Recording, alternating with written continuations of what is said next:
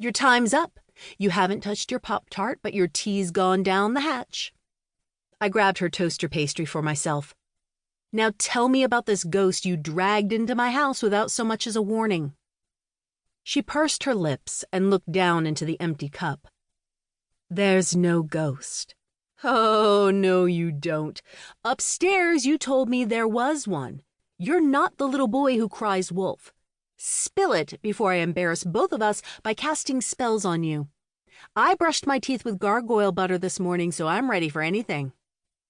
She sighed warily. I thought something had been following me these past few days, but it appears I was mistaken. You saw a ghost?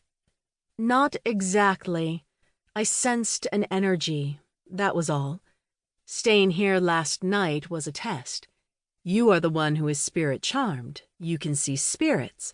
If you didn't see anything, that means there is nothing to see. I was mistaken.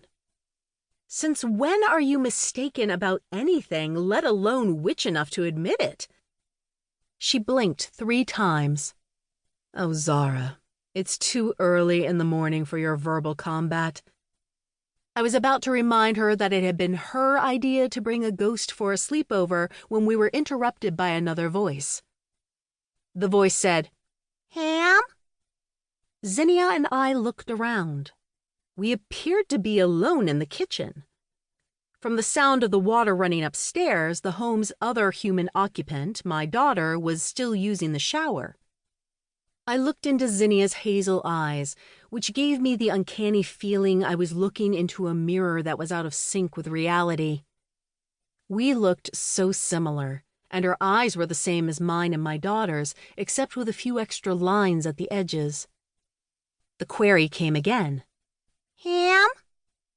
Maintaining eye contact with Zinnia, watching for signs of deception, I said, Your ghost talks. There is no ghost, she said. The voice spoke a 3rd time. Ham? Zinnia's gaze went to the floor. I whipped my head in time to see Boa's mouth closing. I turned back to Zinnia. Stop trying to change the subject. I know it's you. Me? Her hands, which had been resting on the edge of the table, curled into partial fists. What witchery-do are you up to? A ventriloquist spell? Nice way to change the subject away from your ghost. Whatever is happening right now, it isn't my doing. She took slow, deep breaths, then asked through clenched teeth, Do I look like someone who pretends to be a talking cat? How should I know? You look like a nice middle-aged lady who works for some boring municipal department. You don't look like someone who boils potions, travels through time, and creates mayonnaise-based weapons for the military. I suppose you are correct.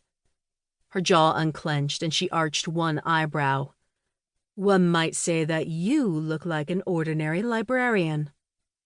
I've been called worse. We both nodded.